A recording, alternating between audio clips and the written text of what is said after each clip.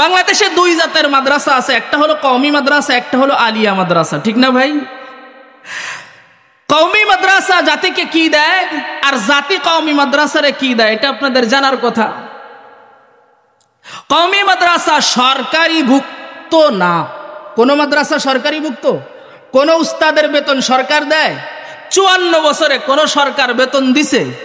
এক সরকার একটু স্বীকৃতি দিছে, এক কাপ চাও বাজেট করেনি, দেয় নাই। কারণ আছে এটা। আলিয়া মাদ্রাসার আগা মাথা সবকিছু নিয়ন্ত্রণ করে কে? সরকার। সরকারি মাদ্রাসা হওয়াতে দেখেন ফিতনার কত সুবিধা।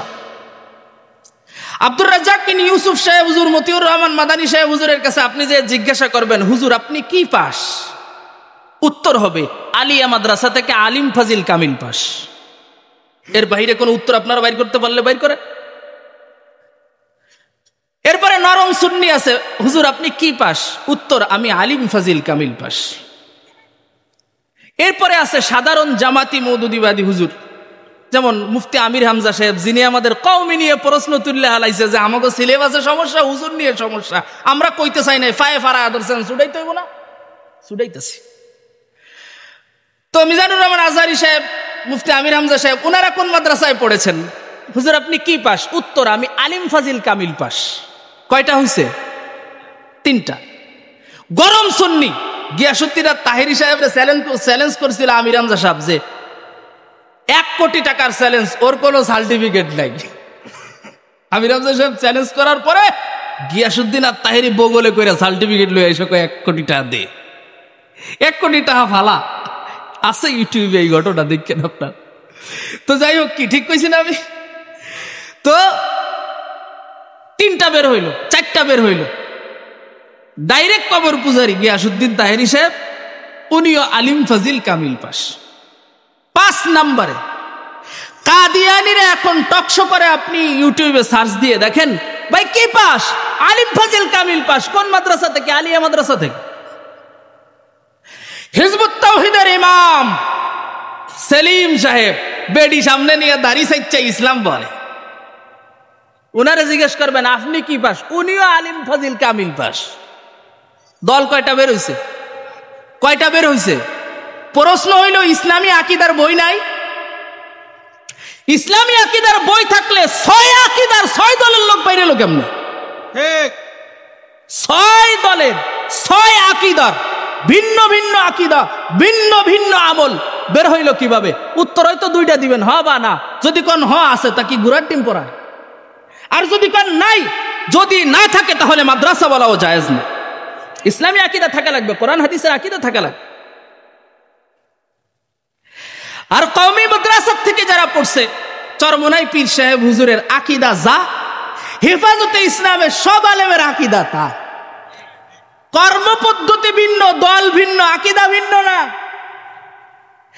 আমলও একই ভিন্ন। আপনি টুপি দাড়ি জুব্বা পাগড়ি দেখে কি খুঁজে বাইর করতে পারবেন যে ইনি ইসলামী আন্দোলন করে না হেফাজতে ইসলাম করে? আমি তো 2টাই করি। তাইলে ভাই পার্থক্য বুঝতেছেন আপনি? বেইশকে নবী জিসনে দিয়া দরসে বুখারী, কথা আরো বহুত বলা যায়।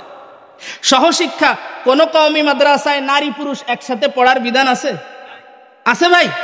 মহিলা মাদ্রাসা আলাদা, পুরুষ মাদ্রাসা আলাদা। আর আলিয়া মাদ্রাসার মধ্যে পুরুষ মহিলা একসাথে আছেন। আল্লাহর কসম, আমার উস্তাদ হাবিবুর রহমান কাসেমি সাহেব, ওনার বইয়ের নামও আমি বলে দিচ্ছি। উনি নামাজ বিষয়ক 40 হাদিস, যাকাত বিষয়ক 40 হাদিস, এই জাতীয় যত বই পাবেন আমার উস্তাদের লেখা, জামিয়াতুস সুন্নাহর উস্তাদ হুজুর নিজে বলেছেন যে আমি আলিয়া মাদ্রাসায় পরীক্ষার স্যার মানে হুজুর হয়ে গেছি, নিগরান উস্তাদ হয়ে গেছি। যায়া দেখি পেশাবখানা বাথরুমের মধ্যে কোরআন শরীফের তরজমার কাগজ ফালানো। আরো একটা বলি, আমি 62টা কাগজ গুছাইছি পানের। কিসের? আমি যে পান খাই, বোঝা যায়? কতক্ষণ বোঝা যায়? পানের 62টা কাগজ আমি একসাথে করছি। এটা আবার রুম পরিষ্কার করার সময় ফালাইয়া দিছে, আরো 4-5টা গুছাইয়া রাখছি। 62টাই হলো আলিয়া মাদ্রাসার কোরআনের তাফসির হাদিসের বই। মানে পড়া শেষ, কেজি হিসাবে বিক্রি করে দিছে। দোকানে দোকানে কেটে কেটে এখন পান বিক্রি করে, চা বিক্রি করে, রুটি বিক্রি করে, চানাচুরার মুড়ি বিক্রি করে। আপনারাও পাবেন রাস্তায় কোরআনের আয়াত লেখা কাগজ ফেলানো, হ্যাঁ, ডাস্টবিনও আছে। একদম চ্যালেঞ্জ দিয়ে বলে গেলাম, কিয়ামত পর্যন্ত কোন কওমি মাদ্রাসার ছেলেরা পড়ালেখা করে এলেম কেজি হিসেবে বিক্রি করে না। কোরআনকে আপনি ডাস্টবিনে ফেলে দেন। এই যে হুজুর, এই যে ভাইজানের নুরানির থেকে মুফতি রিয়াজুল ইসলাম বিক্রমপুরী সাহেব, ওনার নুরানির থেকে যত বই পড়ছে, উলুমুল হাদিস ইফতা পর্যন্ত সমস্ত বই সংরক্ষিত আছে। হ্যাঁ ভাই, সরকারি মাদ্রাসা, দরকারি মাদ্রাসা বলছি আমি। বেঈশকে নবী জিসনে দিয়া দরসে বুখারি, बेइश्क़ नबी जिसने दिया दरसे बुखारी, आता है बुखार बुखारी नहीं आती।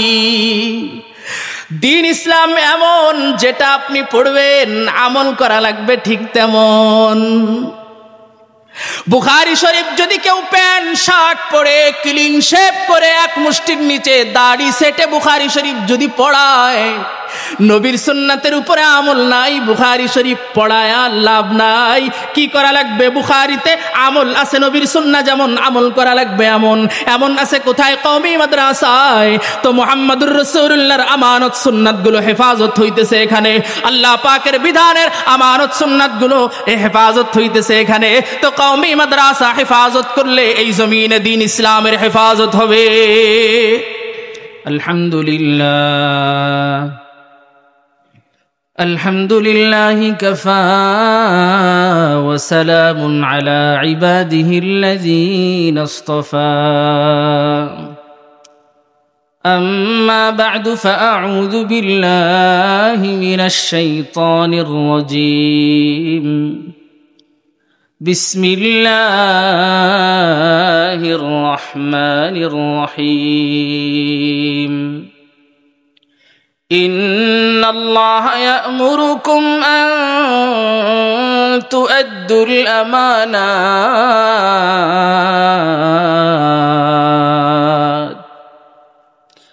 ইন্নাল্লাহা ইয়া'মুরুকুম আন তু'আদ্দুল আমানাতি ইলা আহলিহা وَإِذَا حَكَمْتُمْ بَيْنَ النَّاسِ أَن تَحْكُمُوا بِالْعَدْلِ وَقَالَ رسول الله صلى الله عليه وسلم لا إيمان لمن لا أمانة له أو كما قال عليه الصلاة والسلام। নামাজের মধ্যে দুরূদ শরীফটা একবার পড়ি। আল্লাহুম্মা সাল্লি আলা মুহাম্মাদিন ওয়া আলা আলি মুহাম্মাদ কামা সাল্লাইতা আলা ইব্রাহিম ওয়া আলা আলি ইব্রাহিম ইন্নাকা হামিদুম মাজিদ।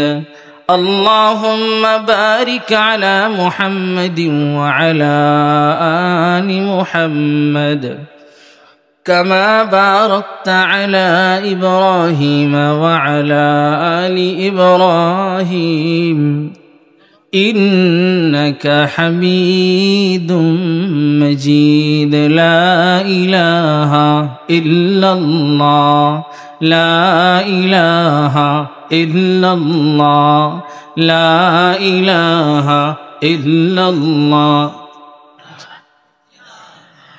لا إله إلا الله।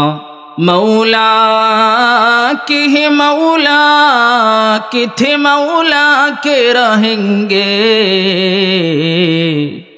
अल्लाह छिलो अल्लाह छे अल्लाह थकिबे।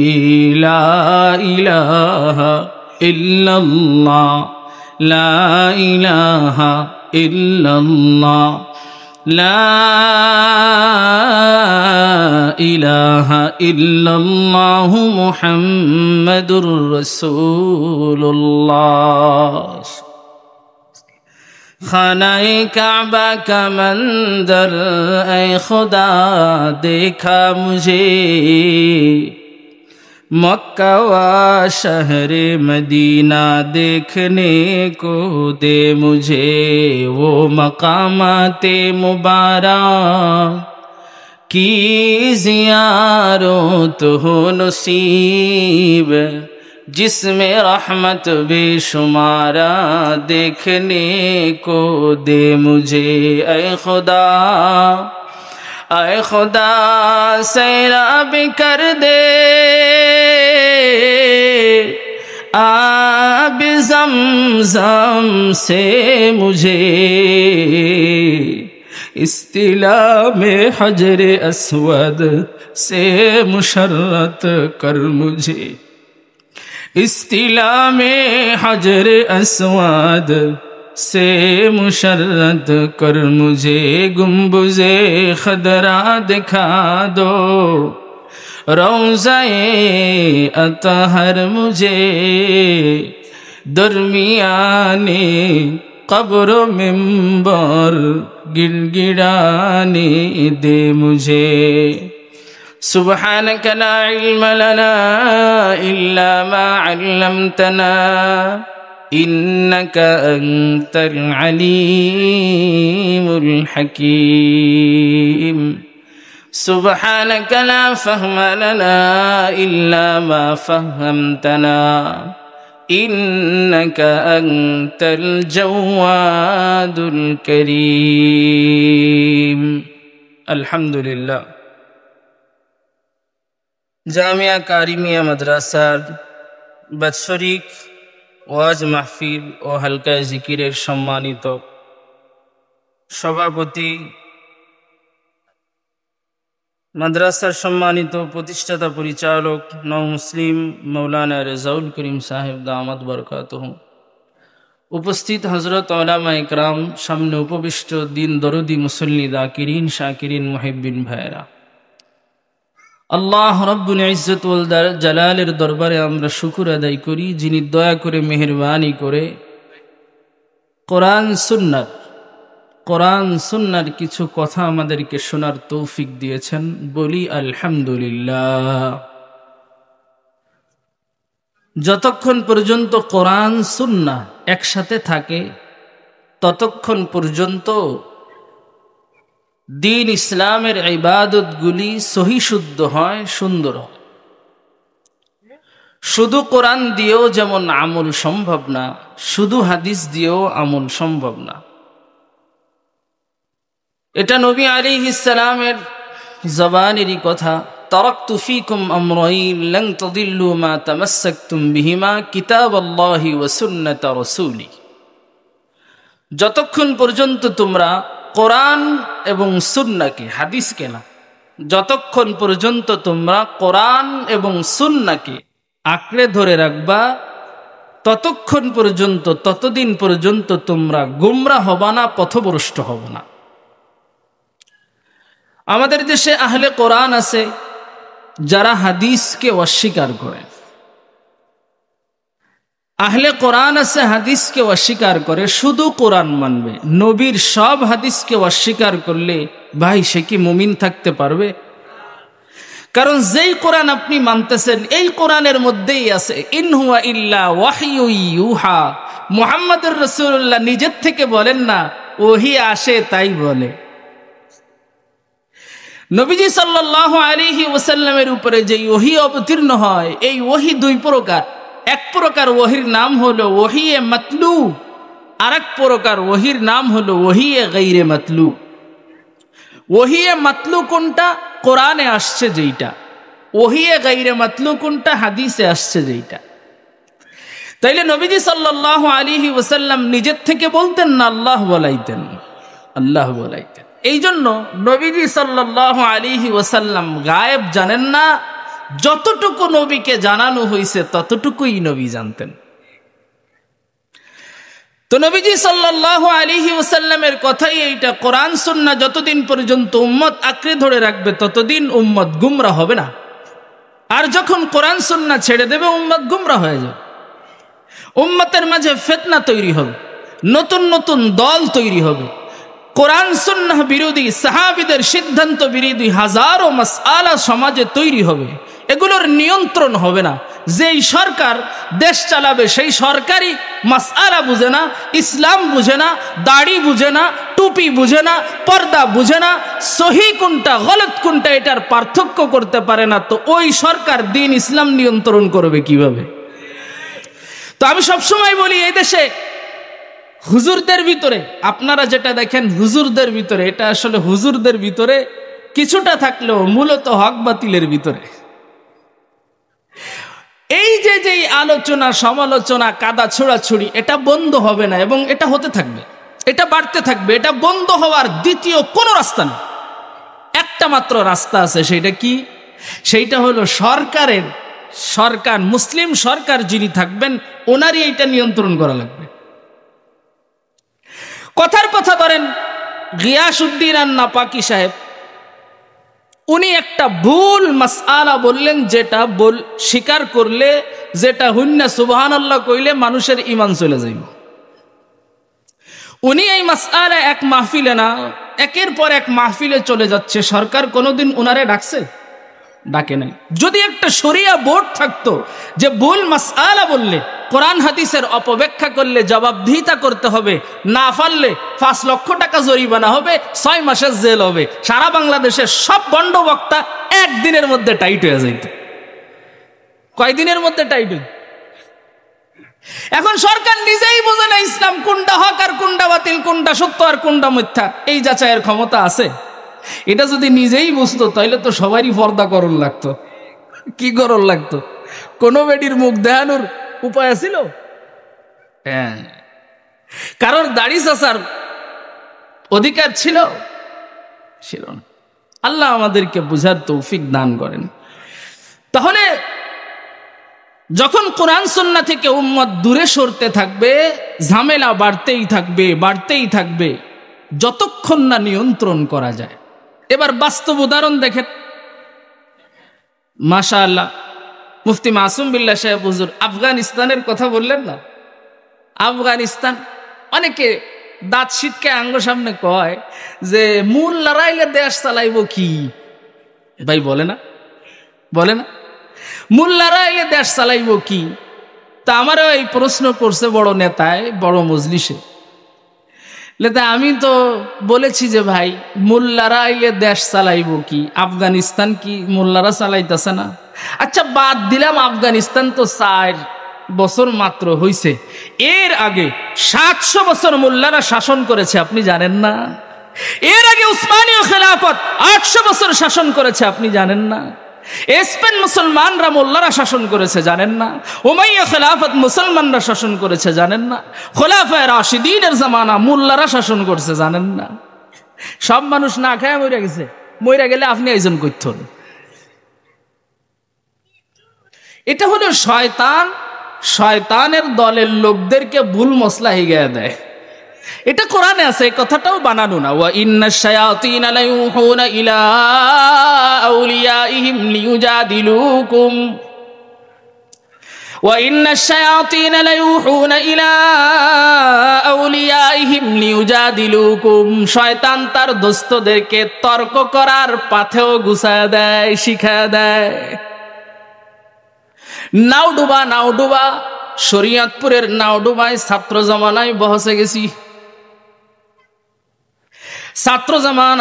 বহসে গেছি, মানে বাবার খাজার মুরিদদের বিরুদ্ধে।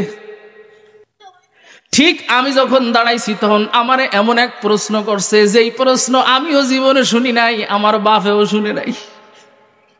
কোরআন হাদিসে এই প্রশ্ন জীবনেও খুঁজে পাওয়া যাইতো না। দেখবেন আমাদের দেশের বহুত মুরিদেরা, মানে বহুত বন্ড দরবারের মুরিদেরা বলে কোরআন আসলে 30 পারা ওয়াহাবিগো কাছে আছে, আর 30 পারা বাবার কাছে আছে। 30 পারা হইল জাহের আছে, 30 পারা হইল বাতেন আছে। এই কথা বলে, জানেন এটা আপনারা? জানেন কে কে? দেখি, আমি মিছা কথা কইতাছি না, একটা প্রমাণ থাকুক। এত মানুষ ফাঁসি দেওয়ার লাগেও লাগে না? লাগে। ফাঁসির আসামিরে ফাঁসি সাব্যস্ত করতে যায়, দোষী সাব্যস্ত করতে যায় 15-20 জন লাগে না। তো যাই হোক, এটা নিয়ে তর্ক বিতর্ক হইছে। ওনারা তো পুঁজি নাই, ধরা পড়ে যায়। যেই কথায় ধরা পড়ে আর এক কথায় চলে যায়। যে ভাই আমাকে কোরআন শরীফের 30 পারাতে আমরা তো 1 পৃষ্ঠা পড়া শুনাইতেছি, আপনারা এই কোরআন শরীফ তো পড়েন, তো এটা তো পারতেন না। আচ্ছা এটা বাদ দিলাম, আপনার বাবাই কি জীবনে বইরা শুনাইছেনি? এইটাও শুনাই নাই। তখন নিজের দিকে তাকায়, উত্তর নাই। আসলে এই কোরআন অনুযায়ী তো উনি বাতিল হয়, আর বাতেনি কোরআনের কথা কয়া মুরিদের কাছ থেকে হগে টাতান যায়। যাই হোক, কথা উঠা না, কথা হইল যেই প্রশ্ন করে আমার আটকায় হালাইছে সেই প্রশ্নটা হইল যে হুজুর আপনার কয়া যাইতে হইব কোরআন শরীফের পারা 30 আর আরবি হরফ কেন 29? এই প্রশ্ন কেউ শুনছেন ভাই? আপনারা শুনেন নাই? যাক, তাইলে প্রথমই আমি এটার সম্মুখীন হইছি। আমি তো এই প্রশ্ন আগে শুনি নাই, তো আমি উত্তর গোছামু কইত। তো যখন বলেছে যে কোরআন শরীফ 30 আর আরবি হরফ 29, আমি পুরা ধরা পড়ে গেছি, শরীরটা গাইমে যাইতেছে। চিন্তা করছে আজকে আর বাসন নাই, মাথাটা নিচের দিকে দিয়া ওই যে মদিনা ওয়ালার নামে কিছু দুরূদ শরীফ পড়লাম, এই ছাড়া আমার আর কোনো উপায় নেই। দুরূদ শরীফ পড়ার পরে আল্লাহর পক্ষ থেকে একটা জবাব আইছে, যেই জবাব দেওয়ার পরে মাশাআল্লাহ 2 দলই তালি দিছে। মানে আমার দল তো নারাই তাকবীর দিতেছে, আর হেরাও তালি দিয়ে হালাইছে। কারণ এই প্রশ্ন করে বহুত মৌলবীরা আটকাইছে আগে পরে, যেটা শুনছি। যাই হোক, উত্তর এটা আমার নিজস্ব কোনো যোগ্যতা না। বললাম তো পড়ছি, দুরূদ দিছে কে? এমন বহুত ওয়াকিয়া আছে এই পৃথিবীতে। তারেক জামিল সাহেবকে আপনারা চিনেন? এই তারেক জামিল সাহেবের হাতে মুরিদ হইছে, দিনের পথে আসছে। পাকিস্তানের পপ তারকা জুনায়েদ জামশেদ রহমতুল্লাহ আলাইহি এই এক দুরূদ শরীফ পড়া এক দাই একটা উত্তর দিছে, তাই তিনি দিনের পথে চলে আসছে।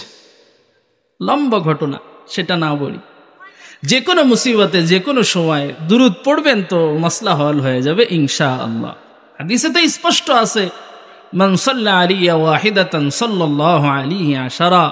একবার দুরূদ পড়লে রহমত পাইবা কয়টা ভাই? বলেন আমার সাথে, সাল্লাল্লাহু আলাইহি ওয়াসাল্লাম। তো বলতেছে হুজুর বলে যেতে হবে কোরআন 30 পারা, আর আরবি হরফ কেন 29টা? আমি দুরূদ শরীফ পড়ে উত্তর যেটা পাইছি সেটা শুরু করছি। বলি দেখেন, আপনারাই বলেন কোরআনের সম্মান বেশি নাকি আরবি কায়দার সম্মান বেশি? উভয় পক্ষের উত্তর হলো কোরআনের সম্মান বেশি। আপনাদের এতে কোনো সন্দেহ আছে না? তাহলে এবার একটা উদাহরণ বুঝেন, এরপর আমার উত্তরটা দিতেছি। উদাহরণটা হইল, তখন তো ওই যে আমল চলতেছে, ওই আগের প্রধানমন্ত্রীর আমল চলতেছে। তাই আমি বললাম, ধরেন প্রধানমন্ত্রী শেখ অমুককে আপনারা দাওয়াত দিলেন, নামটা না বলার মধ্যেও কোরআনের উপরে একটা আমল আছে। কথা ভাই হারাই গেলে খুঁজে দিয়েন, কিন্তু কথা কোন দিকে যায় আমি জানি না। কোরআনুল কারীমের কোন মহিলার নাম মাইকে বলা, স্টেজে বলা, লিখে দেওয়া, হ্যাঁ, ফেসবুকে স্ট্যাটাস দেওয়া, স্ত্রীর নামে আইডি খোলা, এগুলো কোনোই ইসলাম সমর্থিত না। আপনারা বুঝবেন কোরআনুল কারীমের মধ্যে কয়জন মহিলার নাম আছে বলেন তো? বলেন, একজন। কয়জন? একজন মহিলার নাম আছে। আপনি ভাবতেছেন একজন আম্মা জানের নাম নাই? আসিয়া আলাইহিস সালামের নাম নাই? কোরআনে মাত্র একজন মহিলার নাম আছে। আল্লাহ পাক আম্মা জান আয়েশা সিদ্দিকা, খাদিজাতুল কুবরা রাদিয়াল্লাহু তাআলা আনহুন্না, ওনাদের কারো নাম আল্লাহ তাআলা উল্লেখ করেন নাই। হিকমত কি? মহিলাদের নামের মধ্যেও পর্দা আছে। কি আছে ভাই? একজন মহিলার নাম আছে মারইয়াম, সূরাত মারইয়াম। এইটা না বললে নয়, এর লিগে আল্লাহ বলছেন। একটা মহিলার নাম দিছেন, আর কোথাও নাম বলেন নাই। আসিয়া আলাইহিস সালাম ফিরাউনের স্ত্রী, ওনার নাম বলার সময় আল্লাহ তাআলা কি বলছেন? ওয়াকালাত ইমরাআতু ফিরাউন, ফিরাউনের স্ত্রী। তাফসীরের কিতাবে আছে ফিরাউনের স্ত্রীর নাম কি? মুসা আলাইহিস সালামকে লালন পালন করেছে, নাম কি? নাম হলো আসিয়া। হাদিসে আছে নাম হলো আসিয়া। ভাই তাইলে বুঝতেছেন মহিলাদের নাম পর্দা কিনা? স্ত্রীর নাম লেখা বিবাহের কার্ড ছাপায়, জায়েজ আছে? ইসলাম সমর্থিত? ফেসবুকে স্ট্যাটাস দেওয়া স্ত্রীর নাম উল্লেখ করে, আরে এটা তো হুজুর হওয়ার কথা, এখন তো বউ ব্যবসা বাইরেছে, বউরে লয়ে এই লাইভ করে। কত বড় গর্দবার গাধা, করতে থাক, কবর সামনে না পিছে? যাই হোক, ওই আমল চলতেছে। তো আমি বললাম উদাহরণটা বুঝেন। আপনাদের এলাকায় আপনারা বর্তমান প্রধানমন্ত্রী শেখ অমুককে দাওয়াত দিলেন, দাওয়াত দিয়ে যখন এনেছেন আপনার এলাকার একজন মেম্বার, তাকেও দাওয়াত দিছেন। এখন আপনারা বলেন প্রধানমন্ত্রীকে যেই সম্মান দিবেন, যদি আপনার এলাকার সাধারণ মেম্বারকে হুবহু সেই সম্মান দেন, এতে কি প্রধানমন্ত্রীর ইজ্জত বাড়বে না কমবে? কমবে। প্রধানমন্ত্রীর ইজ্জত কমবে। যে সাধারণ একজন মেম্বাররে আপনি যেই সিয়াত দিছেন, আমারে সেই সিয়াত দিছেন, হ্যারে যেই খাউন দিছেন, আমারে সেই খাউন দিছেন, হ্যাঁ আইলে যেই স্লোগান দিছেন, আমারে সেই স্লোগান দিছেন, হ্যারে যেই তবকায় সম্মান করেছেন, আমারে সেই তবকায় সম্মান করেছেন, তারে বক্তৃতার সময় যতটুক, আমার বক্তৃতার সময়, মানে সম্মান ও সম্মানের বিভিন্ন দিক আছে না ভাই? তাইলে কি করতে হবে? প্রধানমন্ত্রীর সমান সমান মর্যাদাও তারে দেওয়া যাবে না, উপরে তো দেওয়া যাবেই না। কি করা লাগবে? এক তবকা নিচে হইলেও রাহুল লাগবো। কথা ঠিক আছে? কথা তো এটা ঠিক। তাইলে তো আমার উত্তর হয়ে গেছে। উত্তর হইল এই, কোরআন যেহেতু সবচেয়ে সম্মানিত, এটার সম্মান সংখ্যার দিক দিয়েও সবার উপরে থাকবে। আপনারাই বলছেন কায়দার সম্মান একটু কম, এই জন্য আল্লাহ হিকমত কইরা 1,29 হরফের মধ্যে সীমাবদ্ধ করে দিছে। এই জন্যই আরবি হরফ 29টা আর কোরআনের পারা 30টা। ভাই উত্তরটা হইছে না? এ কোনো কোরআন হাদিসের উত্তর না, নগদ বানাই না উত্তর। এই যে প্রশ্ন করছে, এটা কি কোরআন হাদিসের প্রশ্ন? আল্লাহর পক্ষ থেকে, রহমানের পক্ষ থেকে প্রশ্ন। وَإِنَّ الشَّيَاطِينَ لَيُوحُونَ إِلَىٰ أَوْلِيَائِهِمْ لِيُجَادِلُوكُمْ। শয়তানের দলে যারা আছে, শয়তান তাদেরকে শিখায় দেয় যে তুমি এই প্রশ্ন কইরা মোল্লা আটকাইবা, তুমি এই প্রশ্ন কইরা ইসলামকে কলঙ্কিত করবা, তুমি এই প্রশ্ন কইরা মাদ্রাসাকে কলঙ্কিত করবা, তুমি এই প্রশ্ন কইরা এই অপপ্রচার করে টুপিকে কলঙ্কিত করবা, দাড়িকে কলঙ্কিত করবা, দাড়ির সমালোচনা করবা, মোল্লাদের সমালোচনা করবা, মসজিদের সমালোচনা করবা, নামাজ আর রোজার সমালোচনা করবা, এই আমল আর সেই আমলের সমালোচনা করবা। নতুন নতুন যুক্তি আর নতুন নতুন ফিতনা সমাজে আসতেছে, এগুলো এরা নিজেরা বানায় না, এদের দোস্ত শয়তানে এদেরকে শিখায় দেয়। আমি বলছিলাম ভাই, মৌলবীরা আসলে দেশ চালাইব কেমনে? শরিয়াতে ইসলাম, দিন ইসলামের এই ঝামেলা, মোল্লায় মোল্লায় মারামারি মশলা লয়া, বুকের উপর হাত বাঁধানিয়া, বুকে নাভির নিচে হাত বাঁধানিয়া, জোরে আমিন নিয়া, আস্তে আমিন নিয়া, দাড়ি কতটুকু রাখতে হবে এটা নিয়া, সুন্নতি পোশাক নিয়া, সাহাবী সত্যের মাপকাঠি মেয়ারে হক কিনা এটা নিয়া, শুধু কোরআন মানবেন না কোরআন হাদিস দুইটাই মানবেন এটা নিয়া, আহলুস সুন্নাহ ওয়াল জামাত মানবেন নাকি সুন্নি হবেন গরমটা না নরমটা, এইটা নিয়া। এই সব ঝামেলার সমাধান কোনোদিন হবে না যতদিন না সরকার নিয়ন্ত্রণ করে। যেমন আফগানিস্তানের মৌলবীরা নিয়ন্ত্রণ করছে, এই জন্য আল্লাহর মেহেরবানি তো ওখানে এখন ফিতনা নতুন করে জাগে না, সব ফিতনার গোড়ার মাথা কাইটা দিতেছে। আপনারা এই যে সম্প্রতি সময় দেখেছেন আফগানিস্তানে মওদুদি সাহেবের বই নিষিদ্ধ করা হয়েছে, দেখছেন না? দেখছেন কেউ ভাই? কে কে দেখছেন একটু দেখি, তাইলে আমি কথা সত্য বলেছি। আফগানিস্তানের প্রত্যেকটা মাজারে তালা মেরে দেওয়া হয়েছে, মাজার ভাঙ্গা হবে না, কিন্তু এই জায়গা বেদাতি কর্মকাণ্ড চালানো যাবে না, কারণ সাহাবীর মাজার আছে, তো সাহাবীর মাজার আছে। কিন্তু তোমরা মাজারে যা করো তা করা যাবে না, মাজারটা থাকবে। শুধু তো এই তো মোটা দাগে দুইটা বললাম। আহলে হাদিসরা সবচেয়ে বেশি বিরোধিতা করে আফগানিস্তানের, যারা আফগানিস্তানের তালেবানকে সমর্থন করে।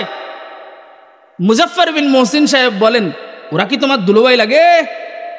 গালি দিতে যায়, কয় ওরা কি তোমার দুলোভাই লাগে? তোমরা কি শালা দুলোভাই সম্পর্ক? তো পাকিস্তান থেকে একজন আলে হাদিস হুজুর ভাড়া করে আনছে, উনি ওরে বাবা তালেবানরে খায়া আলাইলো। মিয়া 20 বছর ধরে আমেরিকা খাইতে পারে না, আর তুমি বাংলাদেশে মাইকের সামনে ঘোড়ার ডিম খাইবা।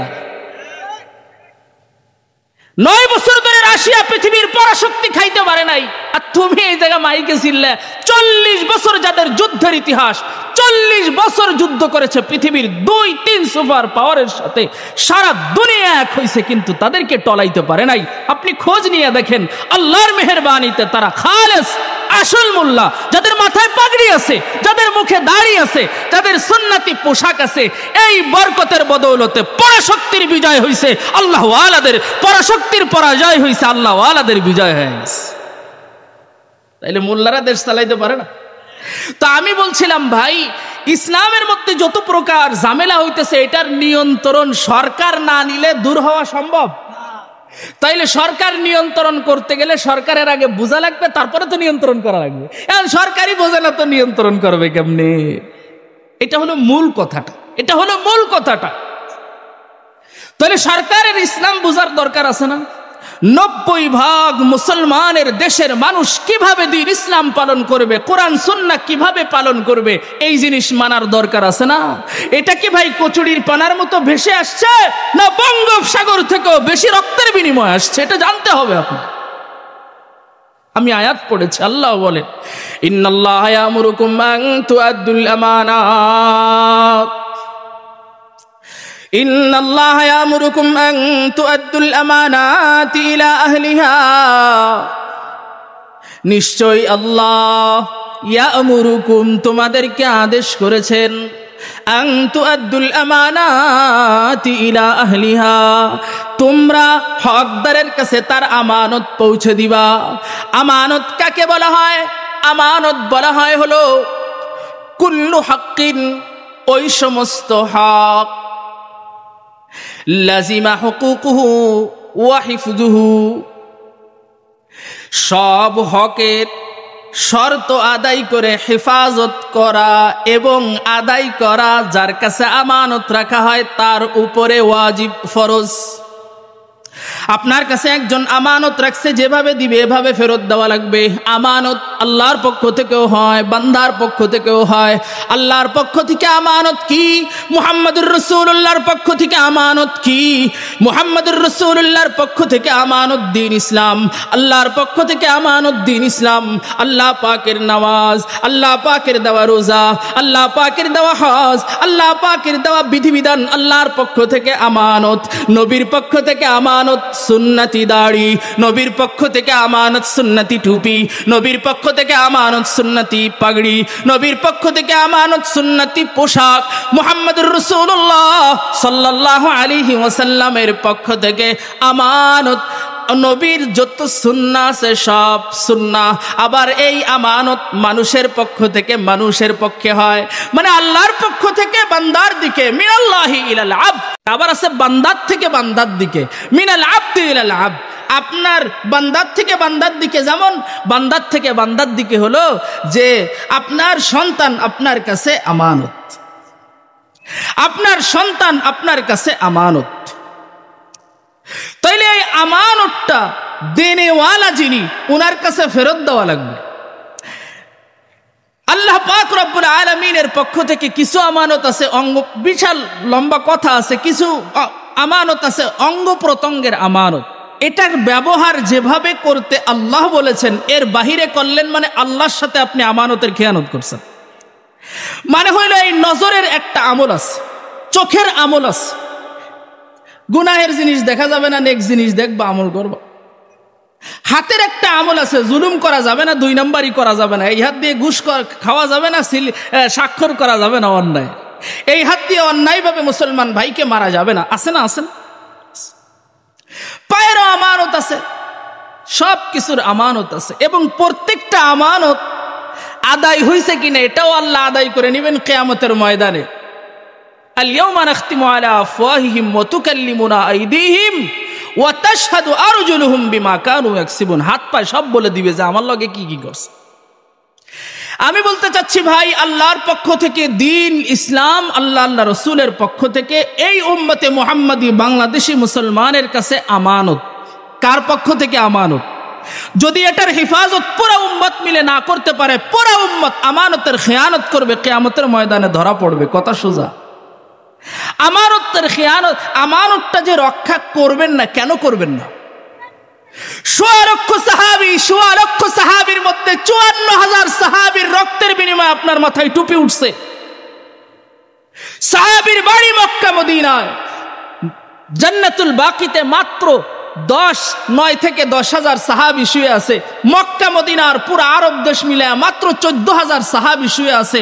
আর সারা পৃথিবী জুড়ে, চীনে, আফগানে, পাকিস্তান, হিন্দুস্তানে, আল্লাহু আকবার, এই বুখারা, সমরকন্দে, রাশিয়াতে, সারা পৃথিবী জুড়ে, ওইদিকে আফ্রিকা পর্যন্ত সারা দুনিয়ায় সাহাবীরা শুয়ে আছে। কেন ভাই? ওই আপনার টুপির জন্য, ওই আপনার ঘরে কোরআন পৌঁছে দেওয়ার জন্য, সহি নামাজটা পৌঁছে দেওয়ার জন্য। আল্লাহর নবীর সাহাবীরা ৫৪,০০০ আল্লাহর রাস্তায় শাহাদত বরণ করছে। মানে ১৬ লক্ষ সাহাবীর মধ্যে এমন কোন সাহাবী ছিল না যিনি দিন আমার পর্যন্ত পৌঁছে দেওয়ার জন্য নিজের সর্বস্ব বিলীন করে নেই।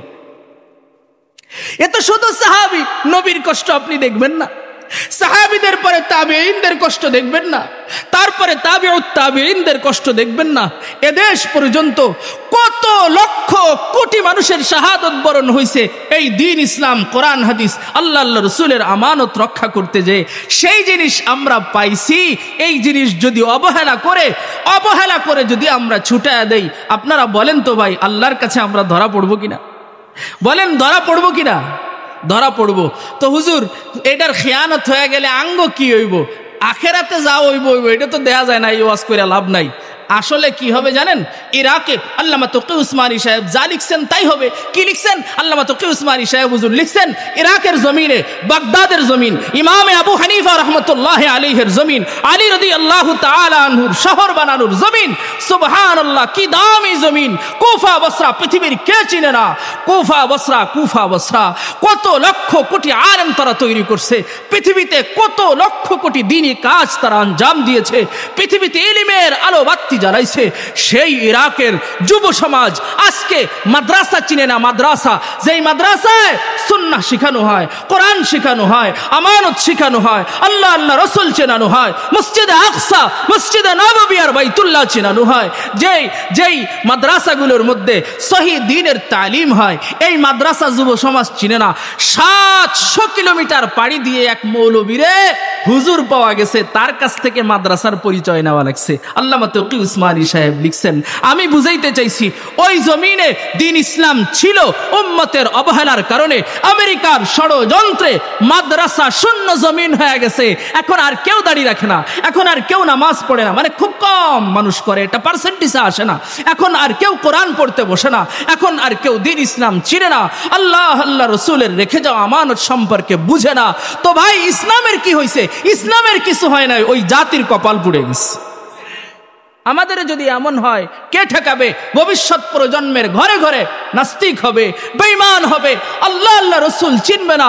কপাল কার পুড়লো? ইসলামের পুড়ে নাই, আমরা আমাদের নিজেরটাই পুড়ায় নিছি। তাইলে দ্বীন ইসলামের হেফাজতের দরকার আছে না নাই? বলেন, কিভাবে করবেন? মাদ্রাসাগুলো হেফাজতের মাধ্যমে করা লাগবে। বলেন ইনশাআল্লাহ। কি হেফাজতের মাধ্যমে? এই ভাইগুলোর যদি একটু বসতে দিতেন বড় মেহেরবানি হইতো। কতক্ষণ দাঁড়ায় থাকবে? বা একটু জায়গা করে দেন, আপনার এই পাশে চলে আসেন। আল্লাহ আপনাদেরকে তৌফিক দান করেন, সহজ করে দেন, সুন্দর লাগবে। পিছনের ভাইরাও সামনে আসতে পারবে। আমি শেষ করে দিচ্ছি, আমার সময় শেষ হয়ে গেছে। তো বলছিলাম ভাই, মাদ্রাসাগুলো হেফাজত করলে দ্বীন ইসলামের হেফাজত হবে। তাও কোন মাদ্রাসা? কথা সোজা, উত্তর সোজা, কওমি মাদ্রাসা। কওমি মাদ্রাসার হেফাজতে দ্বীন ইসলামের হেফাজত হবে। কওমি মাদ্রাসার হেফাজত না হইলে দ্বীন ইসলামের হেফাজত হবে না। একটা উদাহরণ দিচ্ছি, কথা শেষ। বাংলাদেশে 2 জাতের মাদ্রাসা আছে, একটা হলো কওমি মাদ্রাসা, একটা হলো আলিয়া মাদ্রাসা, ঠিক না ভাই? কওমি মাদ্রাসা জাতিকে কি দেয়, আর জাতি কওমি মাদ্রাসারে কি দেয়, এটা আপনাদের জানার কথা।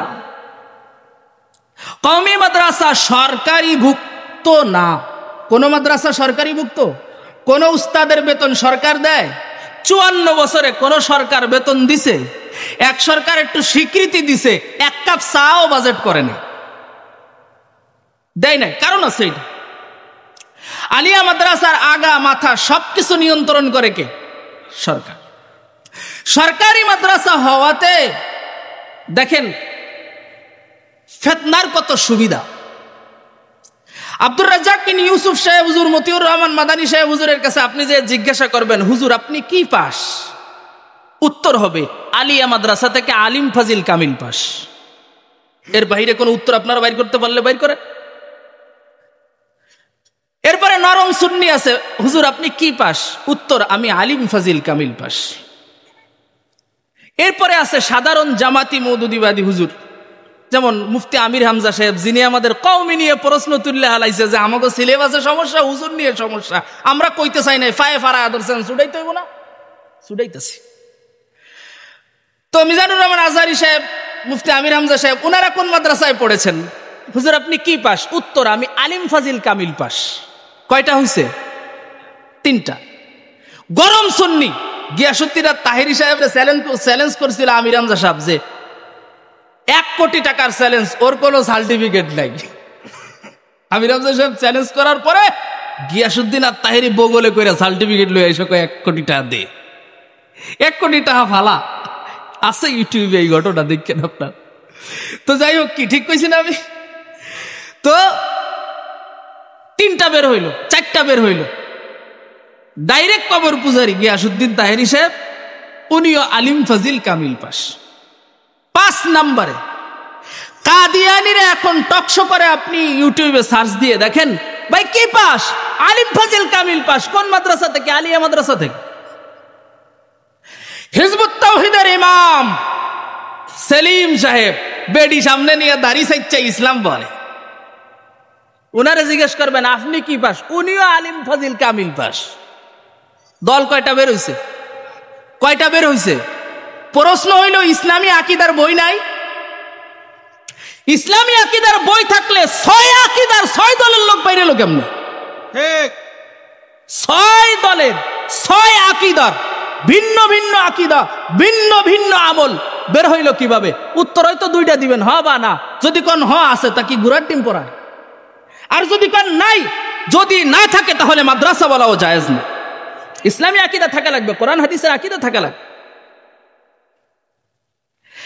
আর কওমি মাদ্রাসা থেকে যারা পড়ছে, চরমোনাই পীর সাহেব হুজুরের আকীদা যা, হেফাজতে ইসলামের সব আলেমের আকীদা তা। কর্মপদ্ধতি ভিন্ন, দল ভিন্ন, আকীদা ভিন্ন না, আমলও একই ভিন্ন। আপনি টুপি দাড়ি জুব্বা পাগড়ি দেখে কি খুঁজে বাইর করতে পারবেন যে ইনি ইসলামী আন্দোলন করে না হেফাজতে ইসলাম করে? আমি তো 2টাই করি।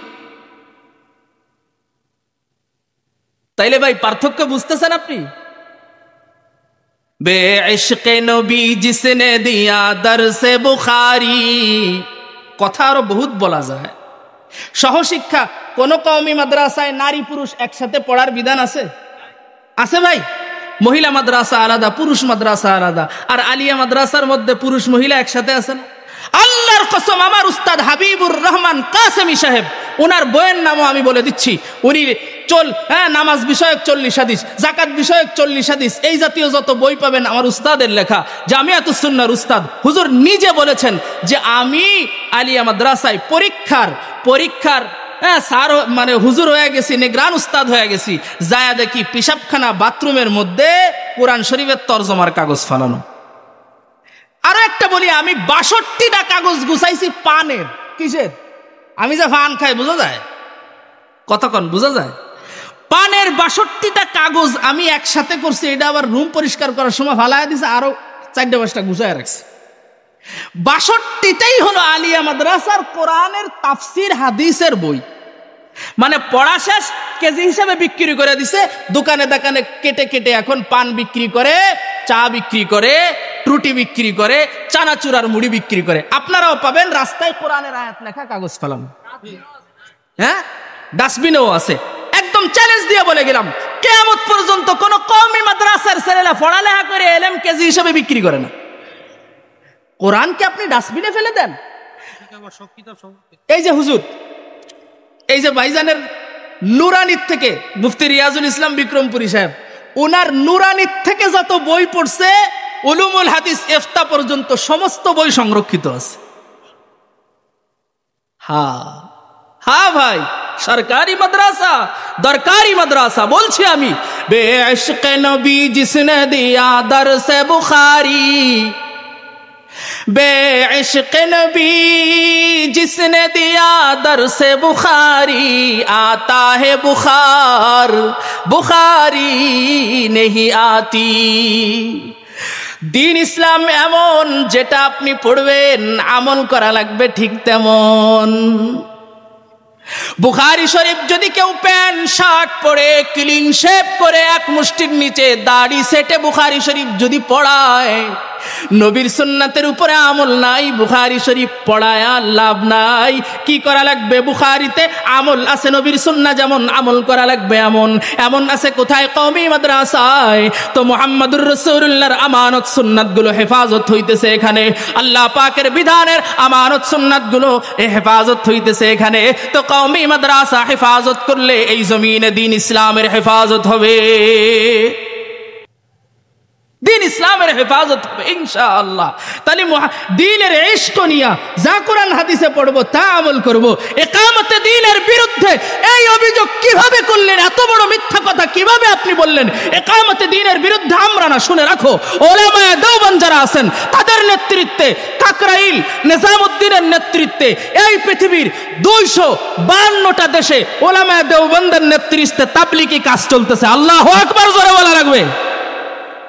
প্রত্যেক মিনিটে কেউ না কেউ পৃথিবীর কোনো না কোনো প্রান্তে কালিমা পড়ে মুসলমান হইতেছে। আলহামদুলিল্লাহ বলেন। একদল পাইছেন ওলামায়ে দেওবন্দের চার কাজ। আমি এই সাইডটা বলেই আমার কথা শেষ, হুজুর মাফ করে দেন আমারে। একটা গেল তাবলীগী কাজ সারা দুনিয়া ব্যাপী চলতেছে ওলামায়ে দেওবন্দের কারণে। নাম্বার 2, তাজকিয়া, আত্মশুদ্ধির মেহনত। এই যে চরমনাই পীর সাহেব হুজুর, ডালকানগর পীর সাহেব হুজুর, বরুণার পীর সাহেব হুজুর, আবু সাইদ সাহেব ফুলছুয়ার হজরত, খুলনার মুফতি নুরুল আমিন সাহেব হুজুর, এরপরে মুন্সিগঞ্জের আব্দুল হামিদ সাহেব হুজুর, না মধুপুর পীর সাহেব হুজুর, আরো হক্কান যাত্রাবাড়ি সাহেব, এমন বহুত, আব্দুল গফফার সাহেব হুজুর ফরিদপুরের, হক্কানি পীর মাশায়েখের হক্কানি খেদমত চলতেছে। সব কয়জন কওমি আলেম, সব কয়জন উলামায়ে দেওবন্দের অনুসারী। 2টা পাইছেন। 3 নাম্বার, আপনাদের মধ্যে ইতিমধ্যে পরিষ্কার হয়ে গেছে, আল্লামা মামুনুল হক সাহেব বাংলাদেশে এসে আফগানিস্তান সফর করে এসে বলেছেন 28 জন মন্ত্রীর মধ্যে 30 জন মন্ত্রীর মধ্যে 28 জনই কওমি মাদ্রাসার দেওবন্দি আলেম। আল্লাহু আকবার জোরে বলা লাগবে দোস্ত। আরে শুধু তা না, সারা দুনিয়ায় জিহাদি যত খেদমত চলছে আলহামদুলিল্লাহ বুকে হাত দিয়ে, কোরআন বুকে নিয়ে, কোরআনে হাত দিয়ে বলতে পারে উলামায়ে দেওবন্দের নেতৃত্বে চলছে। ইকামতে দ্বীনের বিরুদ্ধে কয়া সরে চলে যাবেন, সেই দুনিয়া নাই। তাইলে ইলিমের খেদমত কওমি মাদ্রাসায়, সহি কিতাব পড়ানোর খেদমত এটাও কওমি মাদ্রাসা আছে, তাবলীগের খেদমত এটাও আছে, তাজকিয়া আত্মশুদ্ধির খেদমত এটাও আছে, জিহাদের খেদমতও আছে। তাইলে আমরা ইকামতে দ্বীন বিরোধী না, কেউ ইসলামের অপব্যাখ্যা করলে তার বিরোধী। হ্যাঁ, এই জিনিস বুঝলে দ্বীন বুঝে এসে যাবে, এই জিনিস বুঝলে হাত পাখা পরিষ্কার হয়ে যাবে, এই জিনিস বুঝলে হক বাতিল পরিষ্কার হয়ে যাবে। আল্লাহ উম্মতকে, আমাদের সবাইকে হক চেনার, হকের উপরে আমল করার, হকের উপরে মৌত হওয়ার তৌফিক দান করেন। বলেন আমিন। ওয়া আখিরু দাওয়ানা আলহামদুলিল্লাহ।